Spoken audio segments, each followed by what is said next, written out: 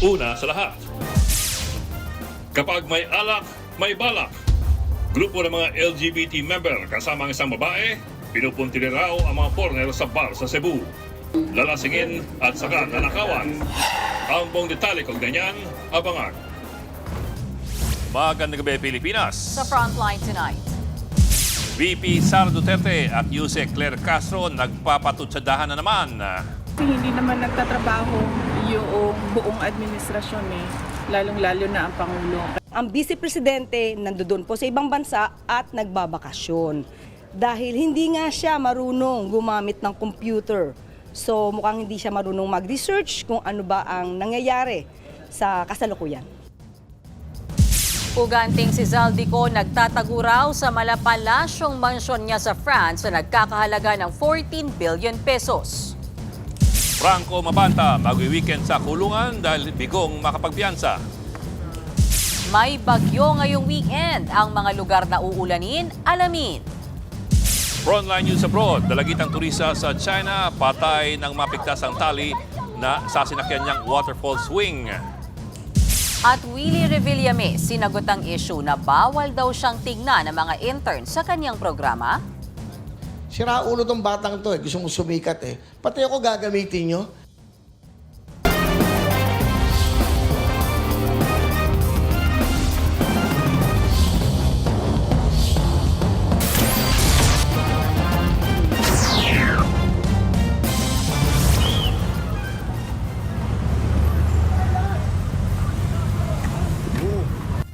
Naghampasan ng helmet mga lalaking yan sa Taguig City. Ang isa sa kanila pinagsasaksak ng screwdriver at saka tumakas ang suspect. Away kalsada ang punot dulo ng gulo. Mabagal at pahinto-hinto raw kasi ang takbo ng isa sa mga motorista. Nagpapagaling naman ang sugat ang biktima at naaresto na ang nanaksak na rider. Nagpatutsada na naman sina VP Sara Duterte at Palace Press Officer Claire Castro. Ang sabi ng bise, kulang daw sa pansin si Castro. Buwelta naman ng Yusek, kulang sa kaalaman ng bise. Hindi raw marunong mag-laptop pero gusto pang maging presidente. Nasa frontline ng balitang yan si Maricel Halili. Hindi naman nagtatrabaho yung buong administrasyon lalong-lalo na ang Pangulo. Kaya nga Binadata na naman ni Vice President Sara Duterte si Pangulong Bongbong Marcos. Hindi raw nagtatrabaho kaya mataas ang unemployment rate pati ang utang ng Pilipinas. Buwelta naman ang Malacanang. Nakita niyo po kung gaano po magtrabaho ang Pangulo. Ngayon, nandito siya, abalang-abala ang Pangulo sa ASEAN Summit. Ang Vice Presidente nandoon po sa ibang bansa at nagbabakasyon. Lumaki ang utang dahil namana po ni Pangulong Marcos Jr. ang napakalaking utang na nakuha ni dating Pangulong Duterte. Hindi nga siya marunong gumamit ng computer. So mukhang hindi siya marunong mag-research kung ano ba ang nangyayari sa kasalukuyan. Hindi rin pinalampas ng palasyo ang patutsada ni VP Sara na kulang sa pansin si Yusek Castro. lagi ko sinasabi na kapag si Claire Castro ang nagsasalita, huwag niyong pansinin o bigyan ng halaga. Kasi pag pinapansin niyo, nafe-feed yung kanyang papansin na ugali. Katulad niyan, pinansin niya ako. So kailangan kong sagutin. Kung ayaw niya akong pansinin, wala naman akong magagawa. Hindi ganyan siya magsalita kasi medyo behind siya masyado. May kasabihan nga tayo, di ba? Yung the brain operates on a use it or lose it principle. Nasa The Hague, Netherlands ngayon ang bise at nakatakda pang pumunta sa 5 pang bansa. Ngayong araw, formal nang binuksan ang 48th ASEAN Summit sa Lapu-Lapu City, Cebu. Sinalubong ni Pangulong Marcos ang heads of state ng ASEAN countries. Sa opening statement ni PBBM, ipinunto niya ang banta sa ASEAN ng nangyayaring sigalot sa Middle East. For the Philippines, we made a difficult decision to recalibrate our ASEAN chairship hosting in response to the Middle East conflict through the scaling down of non-essential activities and shifting of applicable meetings from physical to virtual platforms. Sa plenary session, binigyang diin ng Pangulo ang pagkabahala ng buong ASEAN sa lumalalang tensyon sa pagitan ng Iran, Amerika at Israel. Ipinupursige ngayon ang pagkakaroon ng Maritime Center sa Pilipinas. Is not to confront or not to somehow push back on any single force or any single country. It has to be seen from this perspective. What we are working for is the continued freedom of navigation and the peaceful navigation in South China Sea. Bago niyan, humarap kagabi si Pangulong Marcos sa isang trilateral meeting kasama ang heads of state ng Thailand at Cambodia. Napagkasundo ang ipupursige ng parehong bansa ang lahat ng mekanismo para tuldukan ng tensyon dulot ng issue sa teritoryo. Thailand and Cambodia are two neighboring countries. It is best that we avoid conflict. It only brings losses and suffering. The Philippines' constructive leadership in promoting regional peace, stability, and unity is commendable. Nagbabalita mula sa Frontline, Maricel Halili, News 5. Magwi-weekend sa kulungan si Franco Mabanta matapos hindi payagang makapagpiyansa. May hamon naman ang Malacanang sa mga nagpapakalat ng mga lumang larawan ni Mabanta kasama si Pangulong Bongbong Marcos. Nasa Frontline ng balitang yan si Gio Robles. Sa inilabas na sabina ng National Bureau of Investigation, pinapatawag ng NBI si Camille Jensen Hiro o mas kilala bilang CJ Hiro, isa sa mga anchors at hosts ng Peanut Gallery Media Network. Dinadawit si Hiro sa reklamong robbery extortion ng kanyang boss na si Franco Mabanta kay Martin Romualdez. Sa kopya ng sabina mula sa NBI, pinapatawag si Hiro sa Lunes, May 11. Layo nito na makuha ang kanyang panig habang nagpapatuloy ang investigasyon. Pero ayon kay PGMN host at legal counsel ni Mabanta na si Bernice Rodriguez, hindi pa nila natatanggap ang sabina na nitong Miyerkules pa inilabas ng NBI. Giit pa ng abogado. But again, I would like to reiterate that there was no extortion. Sabina, we didn't get anything. We didn't get anything. And again, she's not a respondent in this case. There was no document that was given to us, diba? I mean, we spent the whole day in the NBI today. They could have just given it to us. Una nang kinwestiyon ng kampo ni Mabanta ang pagkakadawit kay Hiro sa reklamo. Pero ayon kay Matibag, kasama sa affidavit si Hiro ng kampo ni Romualdez. Bagay na sinigundahan ni Bicol Saro Representative Terry Ridon. Buwelta niya, ano ang pinagsasabi ni Rodriguez? Matatandaan na may hiwalay na reklamo si Ridon sa PGMN na kanyang balak pa imbestigahan. Patuloy na naghahanap ng hakbang ngayon ang kampo ni Mabanta kung paano sila pansamantalang mailalabas sa NBI Detention Facility sa Muntinlupa. Bigong makapagpiyansa si Mabanta ngayong Biyernes. Ayon sa kanyang kampo, ang itinakdang bail para sa bawat isa ay 120,000 pesos. Nakabinbin pa sa Pasig City Prosecutor's Office ang reklamong extortion na isinampa ng kampo ni dating House Speaker. Dahil dito, mananatili muna ang grupo ni Mabanta sa NBI Detention Facility sa Muntinlupa. Samantala, nilinaw naman ni Palace Press Officer Undersecretary Claire Castro na ang pahayag niyang hindi magkaibigan sina PBBM at Mabanta ay kasalukuyan nilang estado. Hamon pa ni Castro sa mga nagkakalat ng larawan na magkasama sina PBBM at Mabanta, maglabas sila ng bagong picture. Puro lamang larawan daw kasi ang pinapakita ng mga ito. So, challenge ko rin, bigyan niya ako ng larawan na magkasama si Franco Mabanta at ang Pangulong Marcos Jr. Lalong-lalo na sa kanyang wedding kung saan ang mga kasamahan niya ay parang nagagawi sa tinatawag na DDS. Hirit pa ni Castro kung totoo raw na close pa rin sina PBBM at Mabanta, bakit daw nag-open letter pa si Mabanta kay PBBM? So, kung sila'y close, ngayon, bakit open letter pa? Di ba dapat personal siyang nakikipag-usap? Nagbabalita mula sa Frontline, Gio Robles, News 5. Si Atong ang naispatan sa Cavite, si Harry Roque nasa Austria pa rin habang si Zaldico nasa malapalasyong mansyon niya raw sa France. Nasa frontline ng balitang yan si Mobile Journal Alexis Ebue. Pugante sa Pilipinas, pero sa Paris, France, tila buhay prinsipe raw ang kinasuhan ng graft at malversation dahil sa flood control scandal na si Zaldico. Yan ang bago na diskubre ni DILG Secretary John Vic Remulla.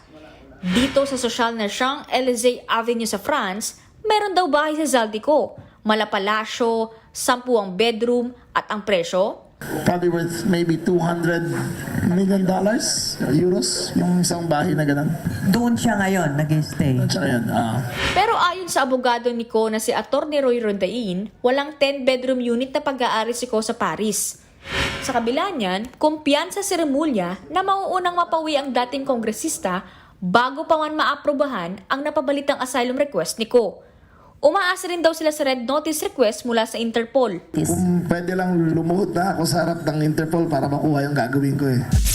Hinihintay na rin ng gobyerno ang resulta ng asylum application sa Netherlands ng puganting si Atty. Harry Roque. Kapag hindi raw ito napagbigyan, posibleng palisin na sa Europa si Roque na nahaharap sa kasong qualified human trafficking kaugnay ng umano'y scam hub sa Pampanga.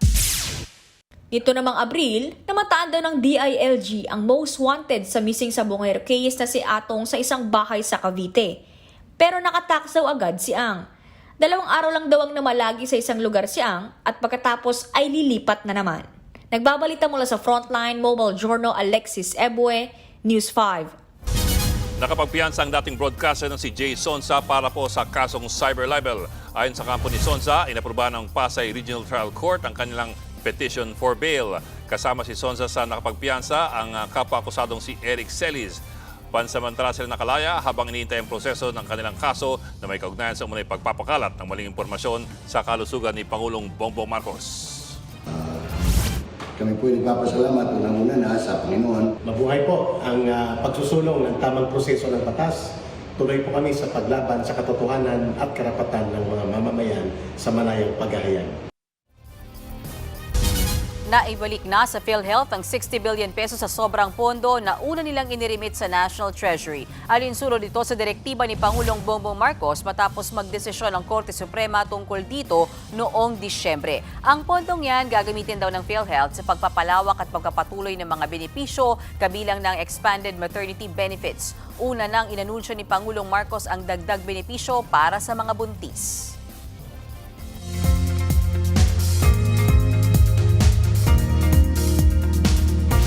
Ngayong weekend, nagbabadyang pumasok ng Philippine Area of Responsibility ang bagyong may international name na Hagupit. Ayon sa Pag-asa, sa ngayon ay higit 1,000 kilometro pa ang layo ng tropical storm sa silangan ng northeastern Mindanao. Kaya wala pa itong epekto sa atin. Sa forecast ng Metra Weather, bukas ng gabi ito papasok sa PAR at tatawaging bagyong Kaloy. Kikilos po yan pahilagang kanluran at posible ring humina. Pero may tsansa pa rin ito na magpaulan sa susunod na linggo sa Eastern Visayas, Mindanao at sa Bicol Region. Kaya't babantayan po natin yan.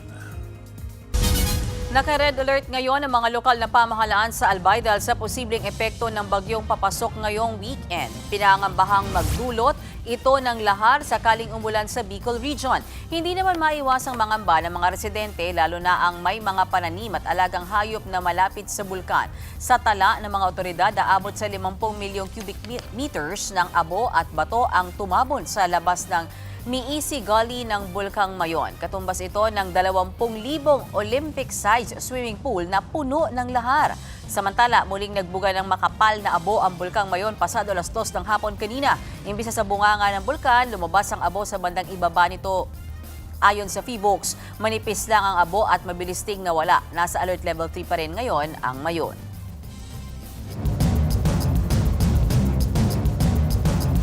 Nasusunog ngayong gabi ang residential area na yan sa Barangay 23C sa Davao City. Mabilis na kumalat ang apoy dahil gawa sa light material sa mga bahay. Pahirapan naman ang pag-apula sa apoy dahil sa makikipot na daanan. Hanggang ngayon, inaapula pa rin ang sunog. Inaalam pa ang sanhi ng apoy. Kakaibiganin, lalasingin at saka nanakawan. Ganyan daw po ang modus ng grupo ng mga LGBT member sa Cebu City. Ang kanilang mga target ay mga foreigner. Nasa frontline ng balita si John Arawa ng News 5 Visayas. Mga nakapustura pa pero hindi na nakaporma sa presinto sa Cebu City ang grupo ng 6 na LGBTQ members at isang babae. Inaresto sila ng mga pulis dahil sa serye ng kanilang pangguguyo sa mga dayuhan.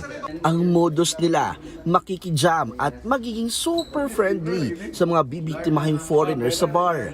At pag nalasing na ang target, nanakawan na nila ang mga ito.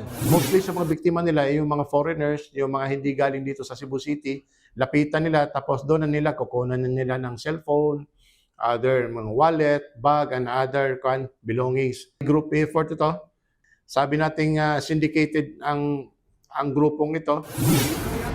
Dagdag pa ng mga pulis, labas-masok na rin ang mga suspect sa kulungan dahil sa pagnanakaw.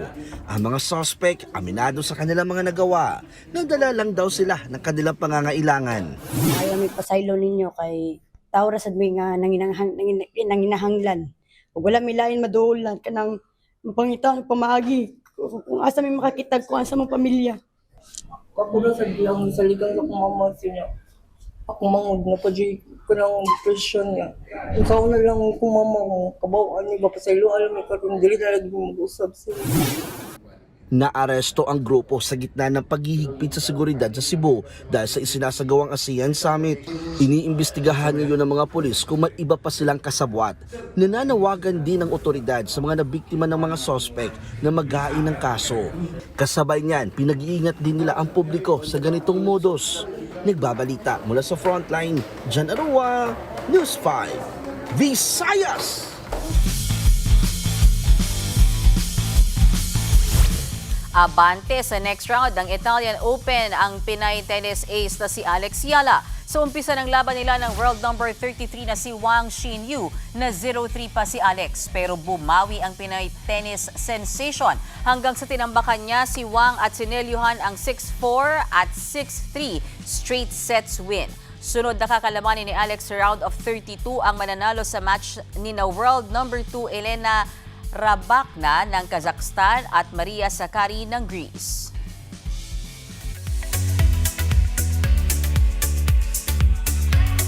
Showbiz tonight na tayo. Intense ang unang eksena ngayong gabi ng nag-iisang Rosana Roses sa My Best Friend Eman. Ay ka! Mami! I won! Hindi ko na kaya itong mga kababuyan mo! Saan ka pupunta, ha? Pati tutor ng anak mo, pinatos mo! Sa sariling kamo ba natin? Tandaan mo, ha? Wala kang buhay kung wala ako! Salauna! Grabe! Nahuli sa akto ni Lea na role ni Rosana ang pangangabit ng asawa niyang si Governor Gaspar. Sa mismong kwarto pa nila yan, ha? Ang matindi, aba, siya pa ang sinaktan ni Golf. Nakita pa yan ng kanilang anak. Kaka-stress ang mga gana pero chill muna tayo.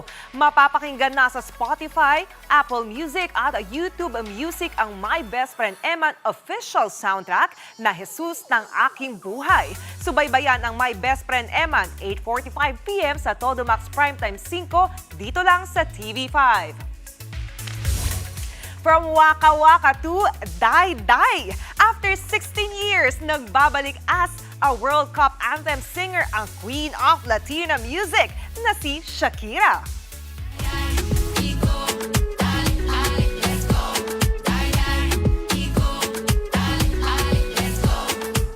Yan ang kantang Die Die. Tampok sa teaser ang performance dyan ni Shakira sa Maracana Stadium sa Brazil. Kakolab niya dyan ang singer-songwriter na si Burna Boy. Pangalawang World Cup song na ito ni Shakira after ng kanyang 2010 massive hit na Waka Waka. Sa May 14, i-release ang Die Die bago ang 2026 World Cup sa June. Susunod, babae patay sa waterfall swing sa China. 3 hiker patay sa pagputok ng bulkan sa Indonesia. At Willie Revillames, sinagot ang akusasyong bawal daw siyang tingnan ng mga intern. Magbabalik pa ang Frontline Tonight.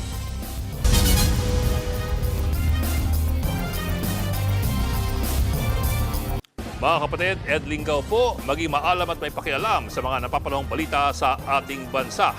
Para sa mas malilimang pagtalakay at paghimay sa mga issue at headlines, mag-follow at mag-subscribe sa social media pages ng News 5.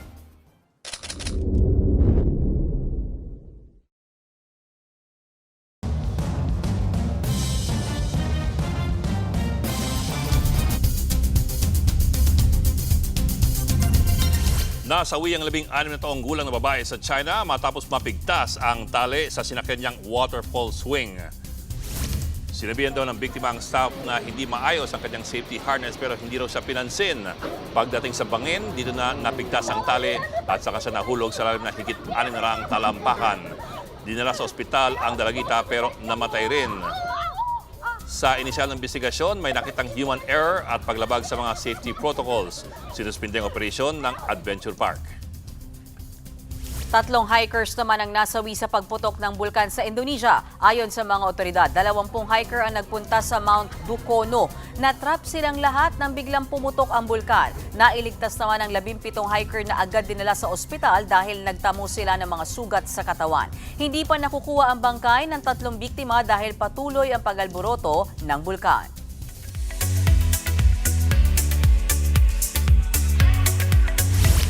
Pumalag si Willionario host Willie Revillame sa akusasyon ng dating umanong intern na bawal daw siyang tingnan o kausapin. Sa Wednesday episode ng Willionario, iginiit ni Kuya Will na hindi niya kilala ang naturang trainee. Nag-ugat ang issue sa isang podcast interview sa dati umanong intern sa show noon ni Willie. Chika nito, noong nag-OJT siya doon ay pinagbawalan silang tingnan, lapitan at kausapin si Willie. Itinanggi yan ng TV host. Sabi pa nga ni Willie, nakakabiroan niya lahat ng madaanan o makita niya off-cam. Sira ulo tong batang to gusto mo sumikat Pati ako gagamitin nyo. Paano mong sasabing bawal akong tingnan? Ito yung lahat nga na makikita ko, niloloko ko. Kung ako sa'yo, pumunta ka dito, magpakilala ka sa akin at mag-one-on-one tayo. Susunod, 12 anyos sa babaeng sakay ng tumob na bangka, ilang oras na nilangoy ang dagat para makauwi. At ang 90s boy band na Westlife may concert sa bansa bilang bahagi ng kanilang 25th anniversary. Tutok lang mga kapatid dito sa Frontline Tonight.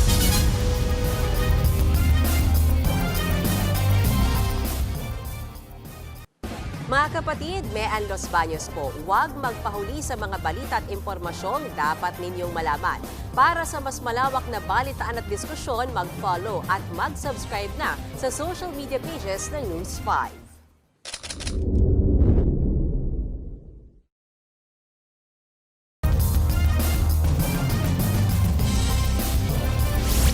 Ipinamalas ng 12 anyos sa babae sa Antique ang kanyang tapang nang makipaglaban sa mga alon sa laot matapos tumaob ang sinasakyang bangka. Ilang oras nilangoy ng bata ang dagat sa bayan ng Kulasi. Nangihingi siya ng saklolo sa pangpang para masagip ang 4 na kaanak na nakakapit sa tumaob nilang bangka. Sobrang pagod at gutom daw ang dinanas ng bata sa ilang oras na paglangoy dahil sa katapangan ng babae nasagip ang kanyang mga kaanak na naiwan sa laot. Sabi niya po kasi nagdadasal po siya. Hindi daw po siya tumitigil sa pagdasal na iligtas daw po siya kasi po may pangarap pa po siya. Tapos iligtas daw po siya kasi para daw maligtas din yung niya, kasamahan niya.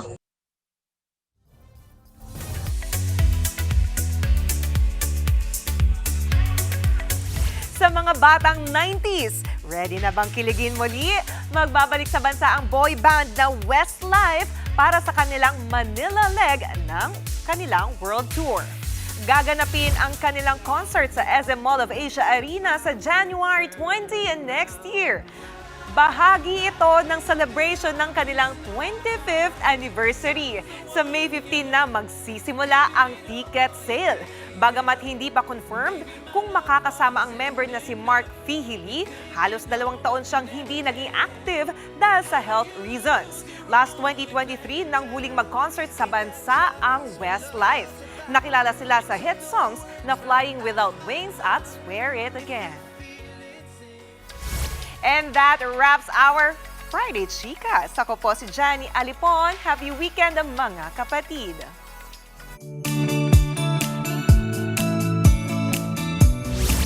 At para naman sa ating pabaong pampa-good night, may bago na namang trend online. Labanan yan naming. Namin? Namin. Namin. Millennial talaga. Kasali ka? 1980s ang start nun. Namin, it's plural eh. Oo. Namin, siguro nung ibang dito sa studio. Naming mga tatapusin ba natin to? Oh. Naming mga millennials at Gen Z, si Johnny. Sa trend na yan, kinukumpara ang ads noong panahon ng mga millennials gaya namin at ngayong may Gen Z. Hindi mo matapos. Gaya po ng beep card na ito, maraming text kapag millennials ang mag-post. Pero kapag Gen Z naman, konti lamang ang salta at puro emoji. Totoo rin. Ay, ikaw yata ulit, sir. Ako pa rin yan? Ay, ako na ba? Ay, parang nakisakay rin sa trend ang Department of Agriculture. Kalaisbaw lang ang peg ng SOCMED team. Short and sweet lang din ang caption ng Gen Z sa Tarsier na tinawag nilang labubu. Pati sa Mother's Day, may labanan. Puro quotes kapag millennials ang nag-post. Pero kapag Gen Z, mothering lang ang peg. Totoo, no? Yes, Totoo ako millennial yan. ako eh. Pag nag-post ako, marami. Mahaba, no? Oo. Isa lang big sabihin nun, Miss Mean. Ano? Marami tayong hanash sa buhay. Ilan? Ay, millennial ka ba? Hindi ka millennial. Millennial ako. Millennial ka pa. Akala ko Gen Z ka. Yes. How about you, Sir Ed? Kamusta ka? Kasali ka naman? Alam mo, naawa ako, nakatingin talaga siya sa atin. Parang, huy, sali niyo naman ako. And he was having a hard time mabasahin yun. Kamusta? Hindi siya. Yung palit sila, hindi nagpo-post. Oo nga. Di ba, sir? Hindi kayo mahilig mag-post. Nonchalant. Yung ano nyo, ano ba generation mo, sir? Inalam mo ba? Umabot naman. Hindi, pero ano naman ako, X. ano ba, Gen X ako? X, sir. Nung ka ba sa kasi meron kasing matandang Gen X tsaka batang Gen X eh. Nasang ka? Talagang kailangan yung dikdikin eh. Pagkakalang Hindi isa na lang sila. Hindi, meron. Meron ba? May matandang Gen X, may batang. Sagutin mo muna, sir. Ano? May time pa tayo eh. Ano nga? Saan ka doon? Saan ka doon? Para matapos. Saan ka doon? Sa matanda o sa batang Gen X? Sa mas matanda. Alam na natin. Biyernes na nga, no? Kinawawa talaga si Sir Ed. Grabe, mga mapang-aping uri ito. Ay, grabe naman. Sige, gabi na tayo. Bago magkaumbaga dito. Ano na? Yan po ang 30 minutong pag-imayos malagang headlines. Balitan at diskusyon para sa paghubog ng matalinong opinyon. Hanggang sa Lunes po, kami inyong kapalit sa Baltas Public Service. Ako po si Mean Los Baños Oroseo. Ako na po si Ed Lingao. Walang iwanan, walang laglagan. Sa Front 99.